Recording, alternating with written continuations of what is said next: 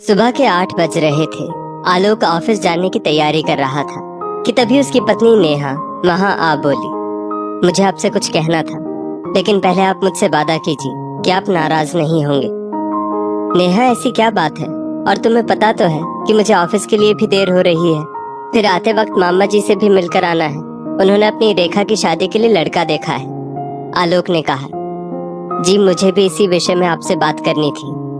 नेहा कुछ हिम्मत जुटाकर बोली, आप मामा जी से कहिए रेखा दीदी के लिए अब लड़का ना देखें। उन्होंने अपने लिए लड़का पसंद कर लिया है। ये क्या कह रही हो नेहा तुम? क्या माँ को इस बारे में पता है? नहीं, बस आप जांच पड़ताल कर लीजिए, फिर लड़के वालों को रेखा दीदी को देखने को बुला लेंगे। फिर शादी की सब तैयारी अभी तो करनी है, हमें देर नहीं करनी चाहिए। हाँ, उससे पहले ये बात माँ जी को मत बताइएगा, वरना वो चिंतित हो जाएंगी। नेहा आलोक से कहती है। लड़का और परिवार अच्छा था।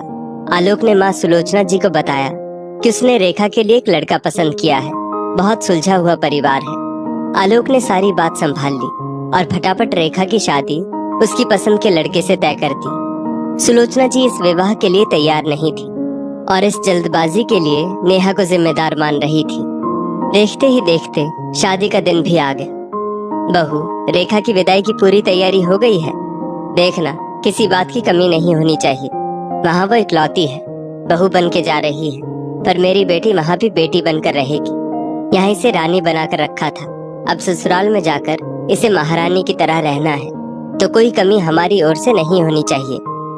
सुलोचना जी मुंह बनाकर नेहा से कहती है, मम्मी जी, काश आपकी कही हुई हर बात सही साबित हो, तो मुझसे ज्यादा खुश और कोई नहीं होगा। हर माँ अपनी बेटी को यही सोचकर विदा करती है कि ससुराल में भी बहू नहीं, बेटी बनकर रहेगी और सास को अपनी माँ मानेगी। पर सास को माँ मानने से क्या होगा, क्योंकि जब तक सास बहू को अपनी बेटी नहीं समझेगी तो हर कोशिश बेकार रहेगी। नेहा बोली, खुशी के मौके पर ऐसी बातें करनी जरूरी है? तुम कहना क्या चाहती हो बहू? सुलोचना जी ने कहा। नेहा मुस्कुराकर बोली, जो मैं कहना चाहती हूँ वो आप भली भांति समझ गई है।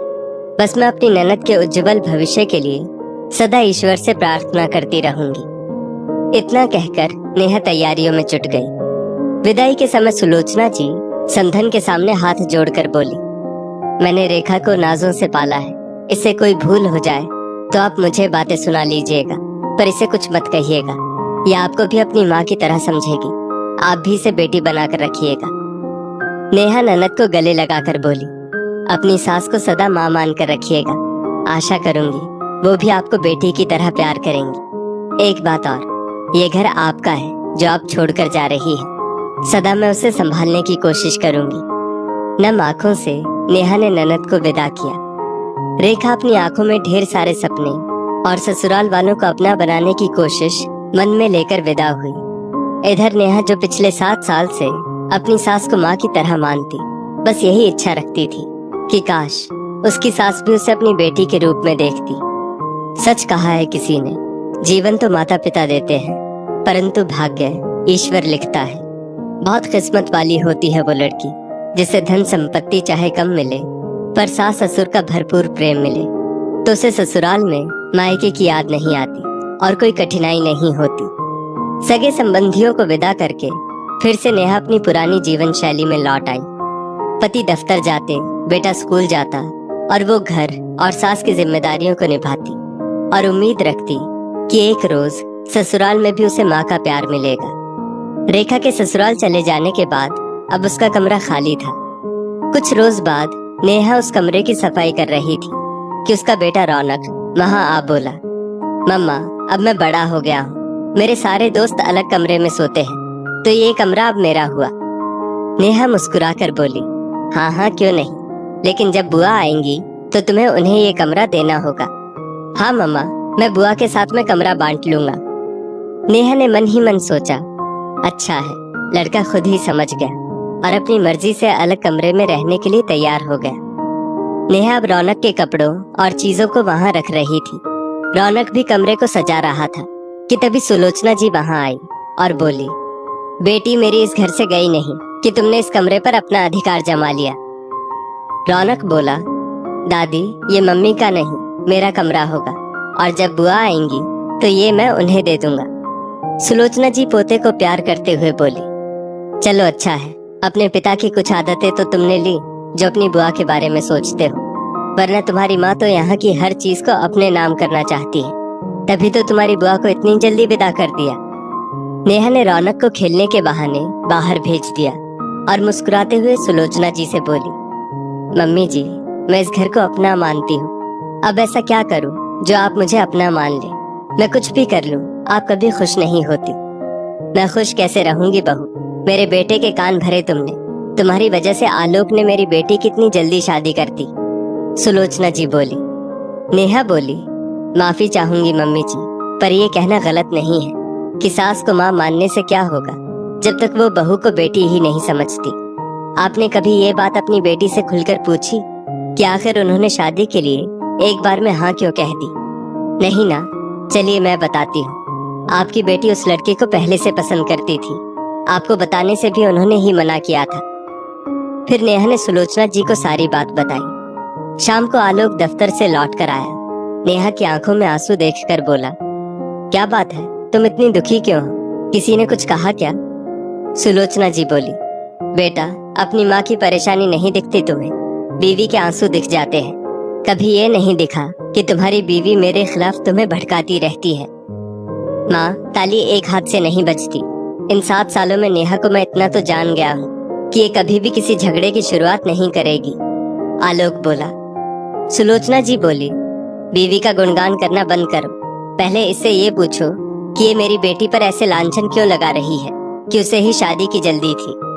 आलोक बोला, तो क्या गलत कह रही है? मैं सब जानता हूँ। आप इसकी सफाई रेखा से क्यों नहीं मांगती? माँ, मुझे आश्चर्य हो रहा है। नेहा घर के लिए और घर वालों के लिए ही सोचती है, पर आप एक बार भी इस पर उंगली उठाने से पहले कभी नहीं सोचती। नेहा रोती हुई वहां से चली गई। आलोक ने माँ को समझाया, माँ, कभी तो उससे मीठे बोल बोल दिया करो।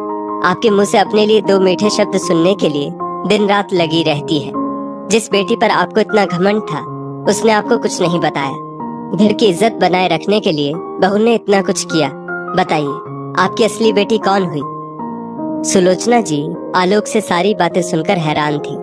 उसके जाने के बाद उन्होंने रेखा को फोन किया, फिर उन्हें सारी बात पता चली। इधर नेहा की माँ कमला जी फोन पर बेटी को समझा रही थी, बेटा, एक अच्छे परिवार को बसाने में औरत को बहुत कुछ सहना पड़ता है, तभी तो सुखी संसार बसता है। समझती हूँ घर में कुछ लोग अभी भी तुम्हें अपना नहीं बना पाए हैं, पर मुझे विश्वास है अपनी बेटी पर कि वो पत्थर को भी मोम बना देगी।